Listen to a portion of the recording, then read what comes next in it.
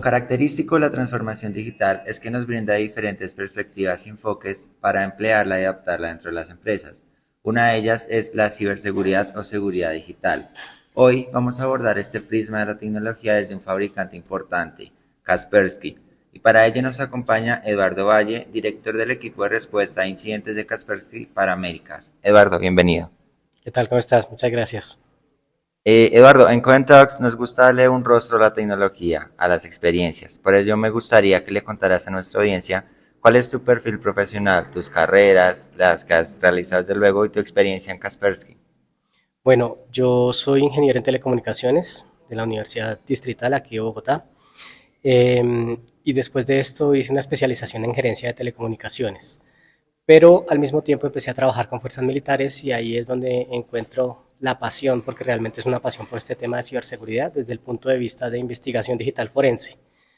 Mm, Posteriormente, dentro de los temas de preparación, hice una maestría en ciberseguridad y una serie de certificaciones enfocado principalmente en la gestión de la ciberseguridad y adicionalmente la investigación de técnicas de hacking y investigación digital forense, que es mi fuerte principal.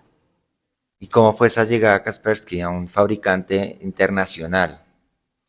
Bueno, tuve la fortuna de conocer a varias personas del equipo GREAT, del equipo global de respuesta, perdón, de investigación y análisis. Eh, Roberto Martínez en su momento estaba en la compañía y Dmitry Bestushev. Los conocí en un par de eventos de ciberseguridad, no solo aquí en Colombia, sino también en Brasil.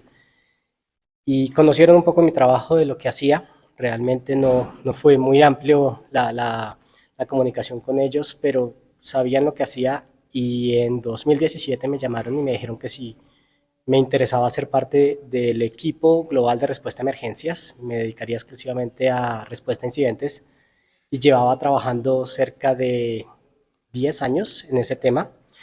Junto con otros temas de ciberseguridad pues me había afianzado bastante en este tema, así que pues tomé la decisión, hice la entrevista, mi jefe está directamente en Moscú, entonces trabajo directamente con el equipo de Moscú y tengo la fortuna de contar con un grupo de profesionales a nivel global de los que todos los días aprendemos algo, nos encanta hacer lo que hacemos y pues nos retamos entre nosotros para encontrar cosas nuevas y no desgastarnos haciendo siempre la misma cosa. Eduardo, como director del equipo de respuesta a incidentes de Kaspersky para Américas, vas a cumplir casi 11 años ya en este cargo. No, apenas 8, apenas, Apenas pero sí 8. 8. Casi 10 ya casi. ¿Cuál es esa experiencia que más recuerda ejerciendo este liderazgo en esta área?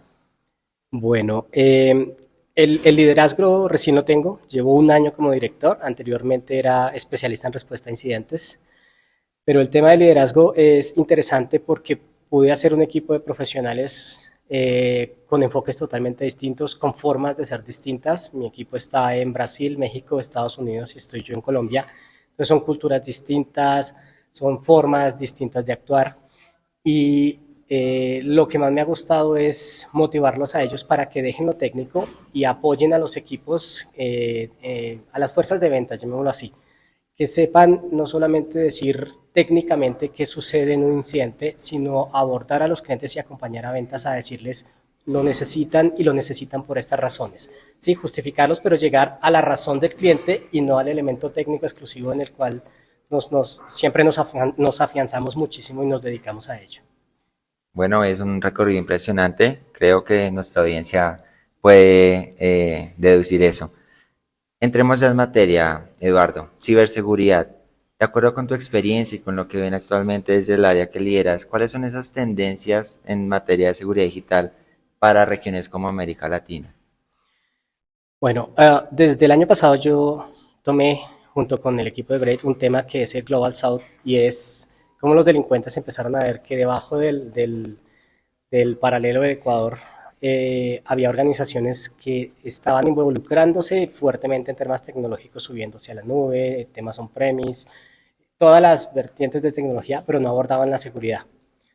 Y se dieron cuenta además que estaban pagando secuestros de información, que tenían información valiosa y que por evitar penalidades, especialmente en temas normativos locales o regionales, pues nuevamente terminaban haciendo pagos para que esa información no fuera expuesta o para recuperarla. y empezaron a lucrarse de eso, a lucrarse con el sur, no solamente Suramérica, sino también el sur de Asia y África. También fueron blancos y son blancos ahora mismo de muchísimo valor para ellos porque saben que hay dinero aquí, ¿sí? Que hay altísimas inversiones, pero hay muy bajas inversiones en seguridad. O cuando hay altas inversiones en seguridad, no hay una estrategia, no se habilita de forma estratégica, sino se habilitan controles y se descarga la responsabilidad en esos controles de la seguridad total y eso así no funciona. Siempre hay que pensar de forma estratégica respecto a la implementación de controles de seguridad. Y dentro de esas tendencias también nos hemos dado cuenta que están monetizando muy fácil los cibercriminales. Monetizando como conocemos el ransomware como una de las estrategias principales y la más sonada en todos los ámbitos, pero hay unas técnicas como el BEC, que es el compromiso de cuentas de comercio, comerciales, en el que simplemente intervienen en un correo, suplantan una comunicación y lo que iba a ser una compra de $300,000 de algunos materiales, hacen ellos que la transferencia se vaya a sus cuentas, a sus arcas, solamente interviniendo un correo allí. Entonces es algo que las organizaciones no están viendo, ¿sí? Y asumen que eso no les va a pasar. Solamente empiezan a tomar acción cuando ya están, cuando se enfrentan a sus dineros enviados a los recursos de un total desconocido. Si me permites ahí, recién publicamos nuestro reporte de todas las investigaciones que hicimos el año anterior y América tiene una tendencia interesante y es que cerca del 19% de los incidentes que atendimos el año anterior estaban dedicados a ese tipo de incidente, a investigar cómo se llevaron su dinero. Y es un tema, a mí realmente me gusta mucho porque no es tan tecnológico, es más humano, es más ingeniería social y hay que preparar a las organizaciones para ello. Precisamente eso te iba a preguntar. ¿Crees que los colaboradores siguen siendo el eslabón más débil dentro de las empresas? Sí, y no lo creo, estoy seguro, con una tendencia que es un poco, tal vez genere incomodidades, pero hay que mencionarlo porque los administradores de tecnología empezaron a asumir que eran superpoderosos, si me permites decirlo así, que a ellos no les pasaba nada y que podían tener privilegios, usarlos como quisieran, y los atacantes se están enfocando en ellos. Entonces es muy común, el año anterior, cerca de, podría decir que el 50-60% de los incidentes que atendí, cuando hice la investigación encontraba que los administradores de alguna forma se habían instalado malware en sus sistemas. Este malware les permitía conseguir usuarios y contraseñas de un administrador de una organización, imagínate, o sea, ya lo tenían todo. ¿Y cómo lo conseguían? Porque los administradores en la empresa son cuidadosos, siguen las normas, hay unas regulaciones políticas, hay unos controles administrativos, pero en casa no. Y en casa se habilitó la opción de que desde el equipo de su casa, de su hogar, que comparten con sus hijos, hijos que entran y abren e instalan juegos porque se quieren divertir, porque tienen todo el derecho a esto, pero no hay controles de seguridad allí. Allí cometían todos los errores que no cometían en el entorno corporativo y de allí se llevaban sus datos, permitiéndoles saltar de un lado a otro y generando unas intrusiones realmente bastante costosas para las organizaciones. Cuando hablas que de trabajadores que trabajan desde casa, inevitablemente pienso en trabajo remoto. Y es una tendencia en América Latina hoy. Muchas empresas están migrando a esa modalidad de trabajo. ¿Cuáles son esas buenas prácticas o esos consejos que das pues para remediar estos ataques contra este tipo de infraestructuras, por decirlo de algún modo? Bueno, ahí tenemos que abocarnos a una serie de recomendaciones históricas. Por ejemplo, no te conectes a un Wi-Fi público. ¿Sí? ¿Por qué? Porque trabajo remoto significa trabajar desde cualquier lado, no desde casa. Entonces muchos se van al centro comercial, al aeropuerto, a el sitio donde hay un Wi-Fi gratuito y se conectan allí y asumen que esa conexión pues, les puede dar alguna tranquilidad y realmente no. Hay lugares en los que simplemente atacantes o grupos vienen y ponen un Wi-Fi público para que cualquiera se conecte, pero con toda la intención de capturar todo lo que por allí se transmite.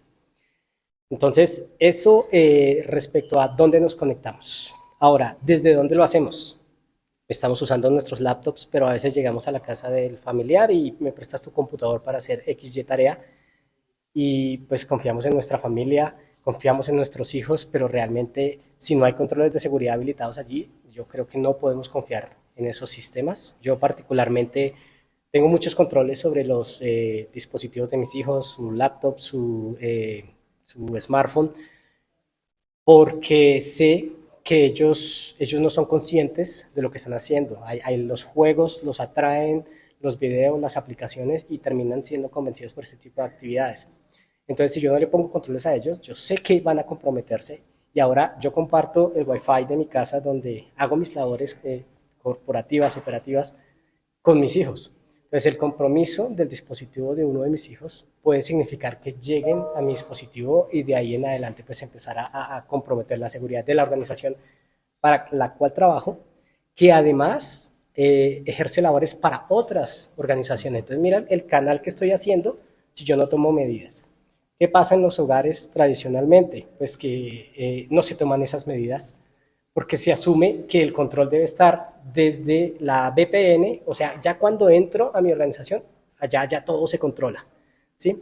Ya no está ese universo salvaje que sería mi casa, pero definitivamente en mi casa me pueden robar usuario, contraseña, me pueden instalar algo adicional y convertirse en el canal para llegar hasta las organizaciones que quieren afectar.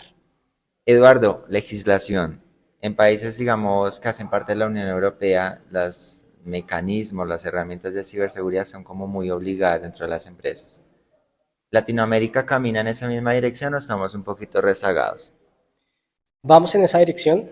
Desde hace ya varios años Colombia habilitó un modelo regulatorio que es basado en el modelo europeo, que es la Ley Orgánica de Protección de Datos Personales, pero nos falta sanción, por decirlo de alguna forma. O sea, tenemos el documento que establece cuáles son los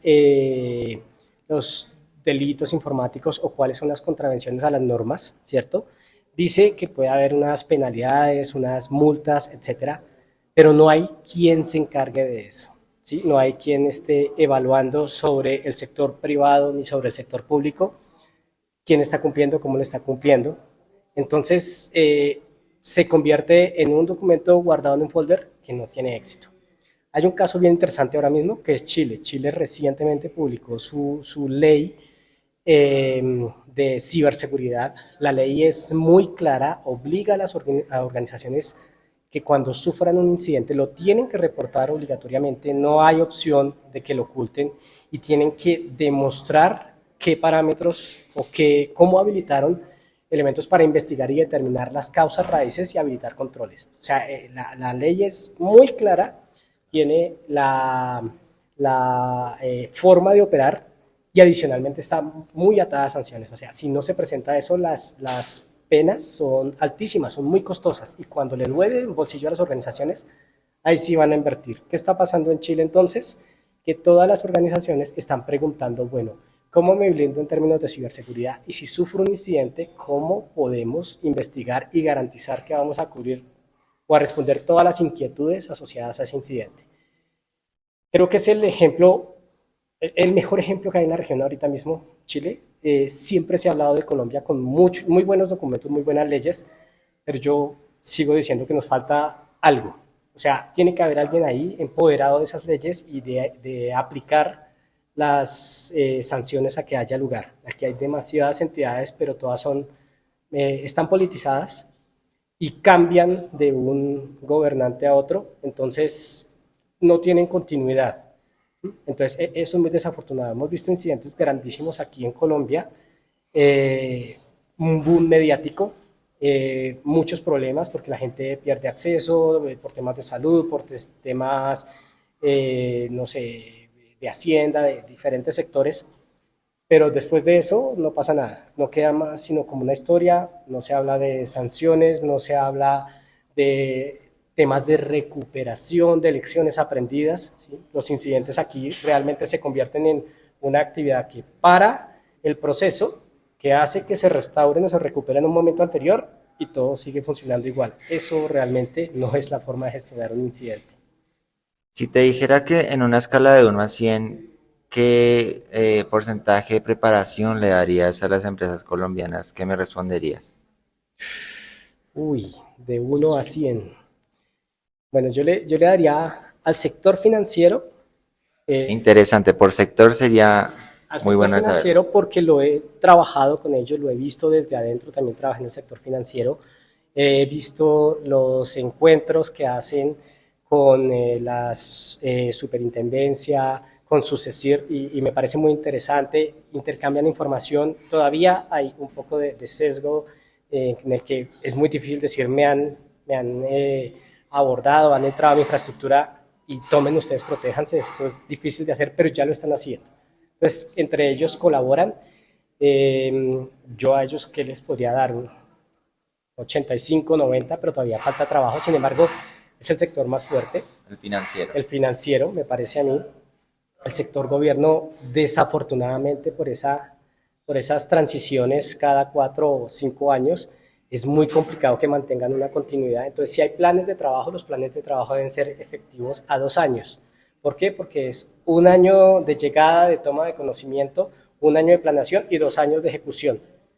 Y si eso funciona bien, pues tratar de entregárselo al que viene, pero allá es una discusión de quién llega y si le voy a entregar o a regalar mi trabajo. Ya hay unas decisiones ahí que realmente no están bien abordadas y sí, no hay una continuidad en gobierno. Y lo que hemos visto desafortunadamente en gobierno es que la atención a los incidentes es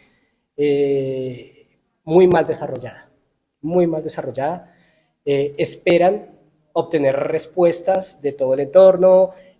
Cuando ellos sufren un incidente aparece el sector privado, el sector público, entes internacionales a apoyar, pero realmente la investigación es interna. No pueden esperar a que llegue la respuesta de afuera cuando los incidentes internamente se viven en cada ocasión de forma distinta. Ahí yo me atrevería a dar un 6, un 60, porque me parece que le falta muchísimo trabajo. El sector salud, lo vimos en los últimos años, ha estado muy complicado, pero realmente lo que vemos en el sector salud es que no había integración de ciberseguridad. El sector salud se enfocaba en servicio. ¿Por qué? Porque aquí el servicio en salud es demandante. Es muy demandante, todo lo quieren inmediatamente, lo queremos inmediatamente, y los servicios de salud por todas las situaciones políticas, sociales, geográficas, en fin, pues demanda una atención especial. Entonces la ciberseguridad realmente era algo que estaba de lado. Ya están empezando a integrarlo, pero está muy, muy crudo todavía y se tiene que reforzar porque la información personal en términos de salud es algo que se debe proteger a nivel global. Eso no es un término nacional, sino hay regulación internacional que lo exige de esa forma y hay que proteger la información de cada uno de los ciudadanos. Entonces, en el solo hecho de proteger la información, falta trabajo. Resguardarla, backups, se demostró en los últimos años que no los había. No había backups, por eso es que vimos que ataques dirigidos a entidades de salud dejaron completamente fuera de línea a estas organizaciones. La gente no sabía, o los doctores no tenían el historial médico de las personas que habían atendido en los últimos meses, porque todo eso se empezó a perder. Y empezar a recuperar fue un tema incluso de papel y lápiz en muchos casos para empezar a entender la bitácora de salud de cada uno de los afiliados. ¿Y el retail? ¿Cómo ves el retail? El retail depende de la madurez y del tamaño.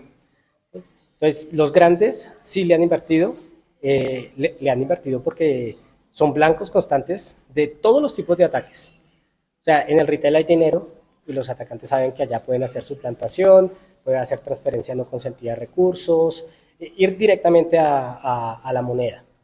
Entonces, se han esforzado, me parece que sí, se han esforzado por mejorar sus controles técnicos, por hacerlo de forma gradual, pero evaluada. ¿Sí? No solamente comprar por comprar y habilitar y esperar que eso sea suficiente, no, se toman un poco más de trabajo en entender qué necesitan y para qué lo necesitan. Déjame cerrar el tema de retail.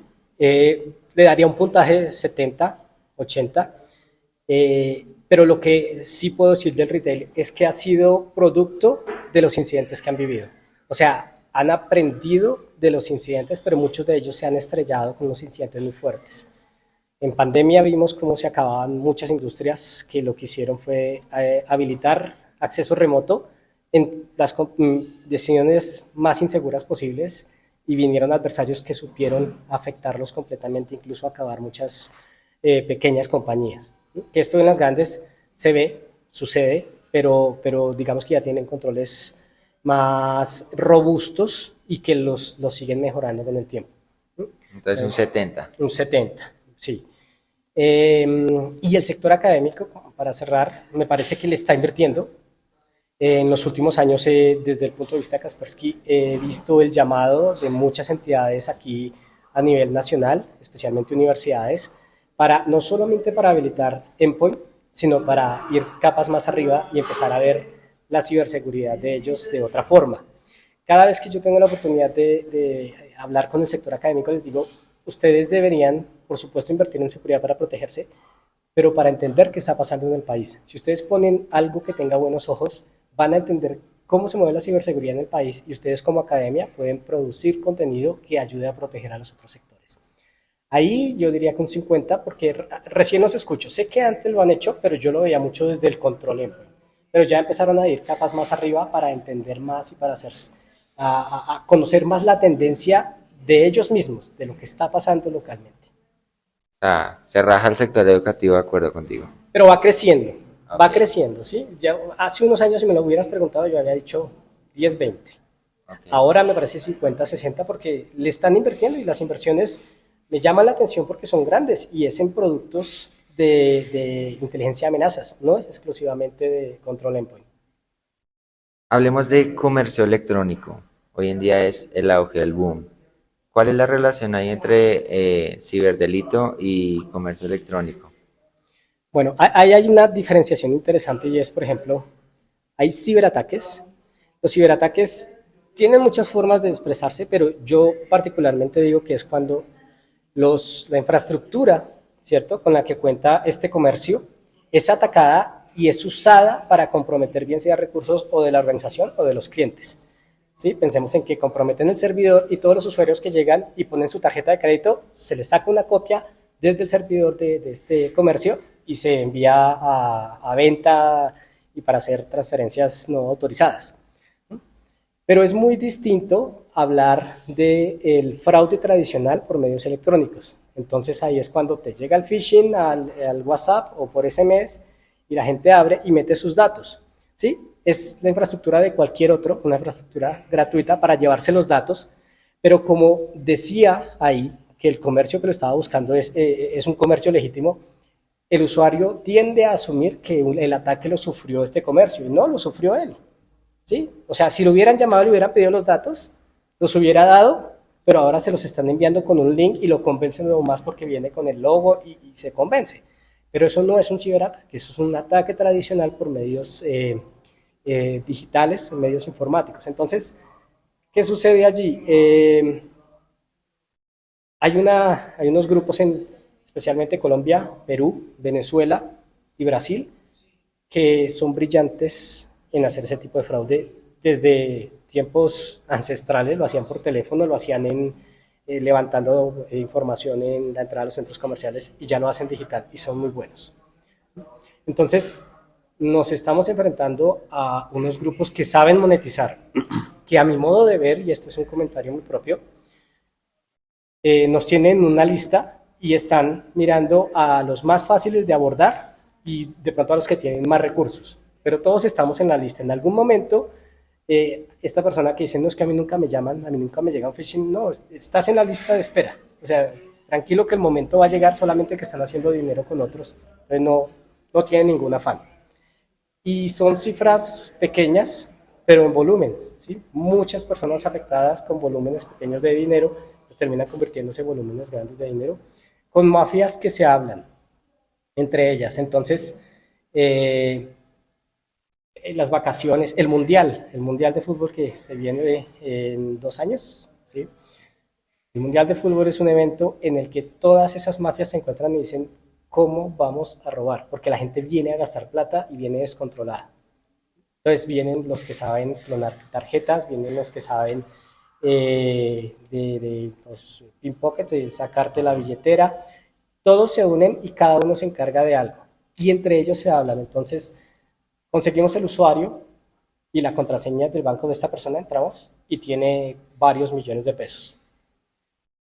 Necesitamos hacer el fraude. ¿Quién es experto en clonar, en sacar la copia de la cédula? Sale uno y levanta la mano. ¿Quién es experto en suplantar y sabe en qué zona de Colombia no hay ojos ahorita mismo de X o Y banco? Y aparece el experto. Y así empiezan a aparecer todos los expertos. Entonces, Cuando a uno lo roban, no se imagina una persona haciéndole el fraude y no. Eso es un conjunto de personas que lo saben hacer muy bien. Entonces hay que estar preparados en todas las condiciones. Porque si yo solamente me enfoco en el phishing, pero en la calle, si alguien me aborda y me dice, ay, ¿usted por quién votaría y cuál es su nombre y sus datos? Pues estoy dando mis datos, ¿sí? Y no es un ciberataque, pero de seguro esos datos sirven para que después vayan a mis activos digitales, mis servicios de banca en línea y desde allí pues me lleguen a afectar. ¿Tú crees que está avanzando o creciendo más rápido el ciberdelito que la conciencia comunal, por decirlo así? Es que es más fácil que avance más rápido porque hace dinero. ¿Sí? Entonces sigue creciendo y la cuestión es que, como te digo, están interconectados. Entonces, si en Europa perdón, aparece una nueva tendencia, pues ellos miran a ver si la pueden abordar aquí en Colombia, en Brasil, en toda América, o cómo la pueden transformar al entorno local y la siguen usando y entre ellos se comparten. Mientras que cuando hablamos de ciberseguridad, aquí sufrimos un incidente y nos lo guardamos porque no queremos compartir. Es difícil abrir y decir, me vulneraron, me atacaron, se me llevaron y aquí está para que te protejas. Eso no lo estamos haciendo así. Los cibercriminales sí. Ellos sí, si consiguen hacer efectivo y exitoso una nueva técnica, entre ellos se comunican y dicen, aquí robé así, adelante todos. Entremos en materia con Kaspersky. Me gustaría que le contaras a nuestra audiencia cuáles son esas soluciones o estrategias que ha desarrollado la multinacional para hacerle frente precisamente a todos esos retos que has mencionado. Bueno, el principal es la inteligencia de amenazas.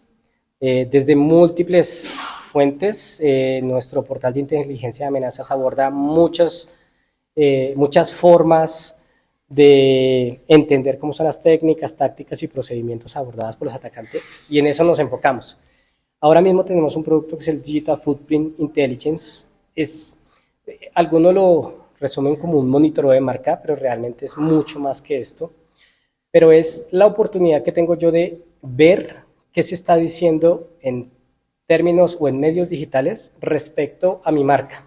Pero no solamente a mi marca, sino a los activos críticos de mi organización, que pueden ser personas, pueden ser dominios, direcciones IP, palabras clave. Entonces, yo lo que hago es, dentro de esa plataforma, le digo, mi dominio es eduardo.com, mi dirección IP, mis personas críticas son Eduardo Ovalle, director de investigación, pero también es XY persona, que es el encargado de tesorería, que son personas críticas que de seguro un atacante va a buscar porque le interesa a los que manejan los recursos. Entonces, hace todo ese monitoreo en 4 frentes generales, pero hay más que esto. Uno de ellos es vulnerabilidades. Entonces va y de acuerdo a los activos digitales que puedan tener vulnerabilidades, busca cuáles pueden tener y me las muestra en un listado. El otro lado es Deep o Dark Web. Entonces, ¿qué se está diciendo en estas redes ocultas respecto a todos esos activos que yo configuré?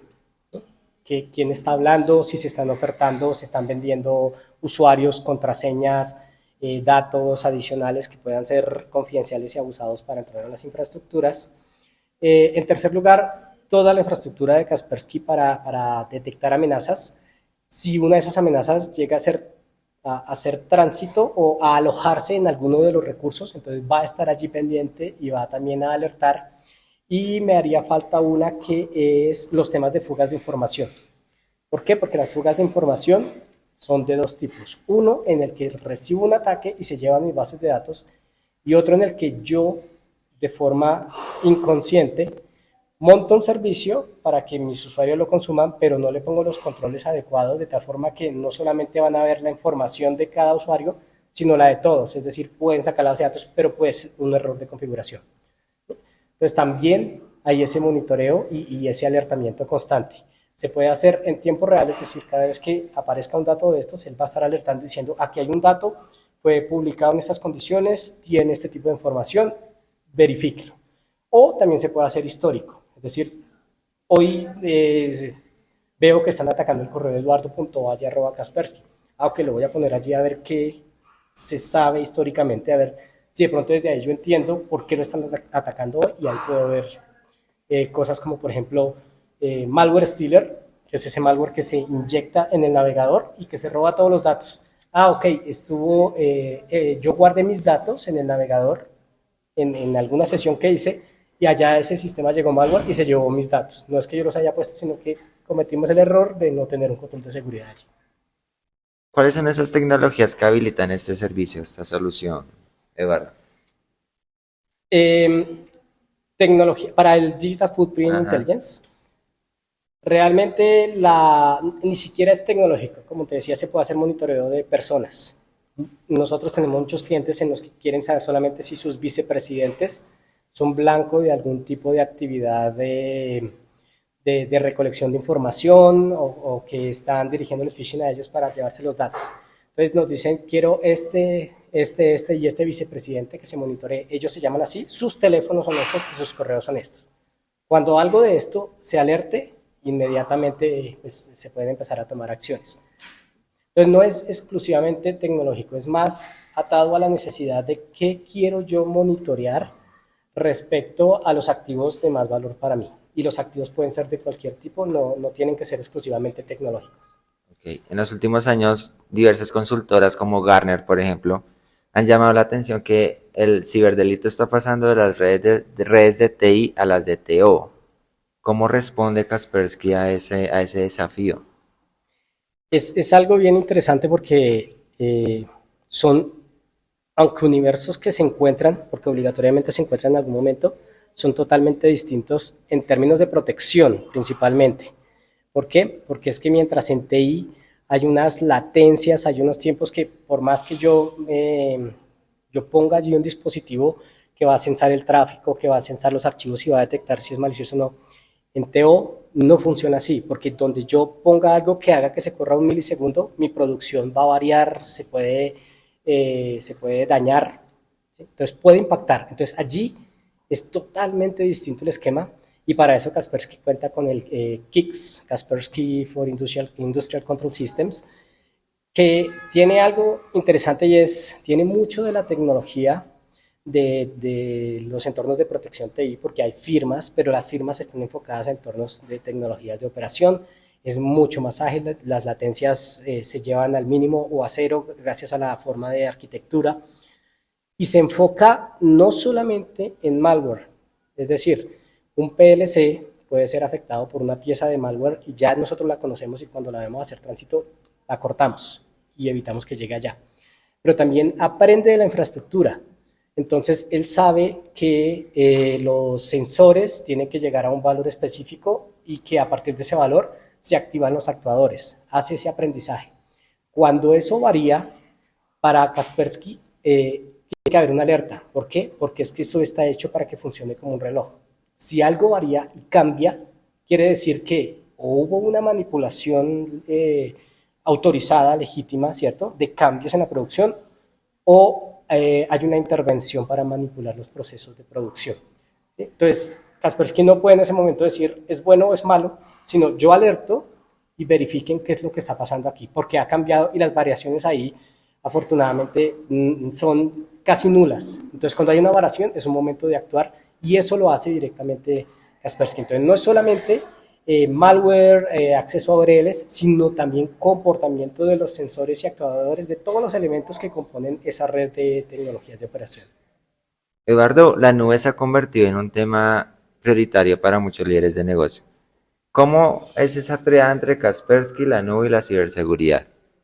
La ciberseguridad viene de facto con Kaspersky, eh, pero tenemos, digamos, un apoyo, una intervención en términos de arquitectura, de entender muchas veces cómo llevamos nuestra protección a una nube que es un tercero, ni siquiera es de las mismas organizaciones.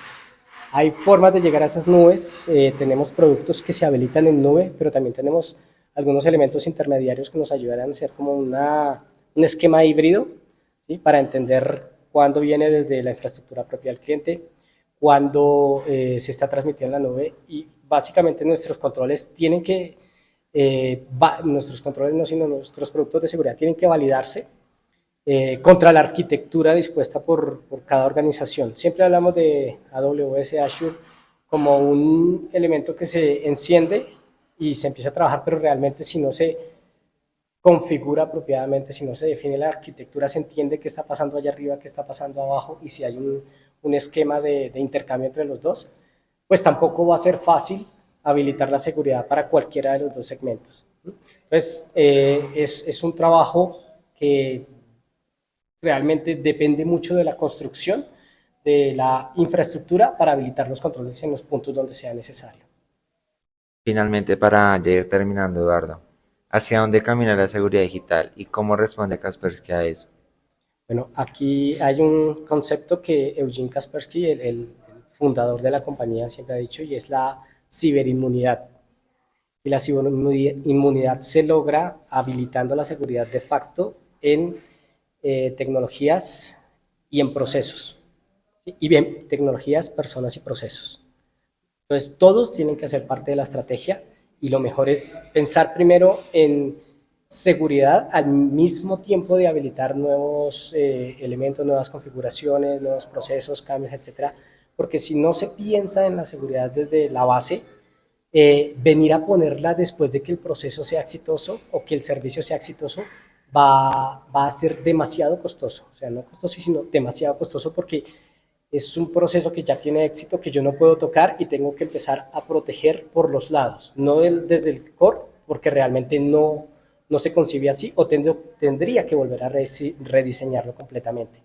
Entonces, desde el punto de vista de dispositivos tenemos Kaspersky OS, que es un proyecto bastante exigente pero muy interesante y es llevarlo a dispositivos móviles o estaciones de trabajo portátiles como un sistema operativo seguro de facto. Sabemos que la seguridad 100% no existe, pero un sistema operativo que piensa primero en la seguridad y después en la utilidad o la funcionalidad, realmente va más atado al objetivo de proteger a los usuarios.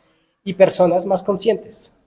¿No? El hecho de que yo abra un phishing y descargue la responsabilidad en el anti-spam o el anti-phishing significa que yo no soy consciente de lo que estoy, de cuál es mi labor en esta estrategia. Entonces, si las personas empiezan a involucrarse y a entender un poco más, realmente vamos a tener corporaciones, organizaciones, entidades mucho más ciberseguras.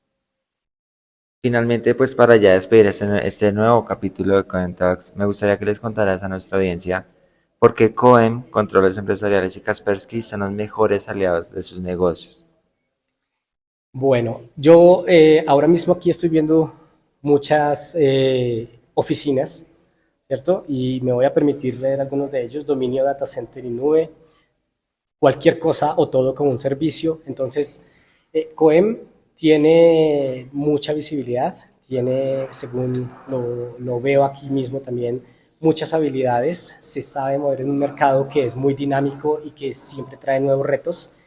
Y ya con esa habilidad para generar y proveer resultados a muchos tipos de negocios, el apoyo o esa integración con Kaspersky es realmente muy valiosa porque ya viene con la seguridad por defecto para cualquiera de estos entornos. Nos conocemos, nos hablamos como pares y sabemos cuáles son esas habilidades que tienen y qué controles de seguridad o qué productos de Kaspersky pueden hacer sentido a esas nuevas implementaciones que están ofreciendo a sus clientes. Bueno, ahí lo tienen, ya lo vemos. La seguridad, un eje importante de la transformación digital. Eduardo, te agradezco por tu tiempo y espacio y a ustedes los invito a reír este episodio en nuestras redes sociales. Nos vemos en una próxima ocasión.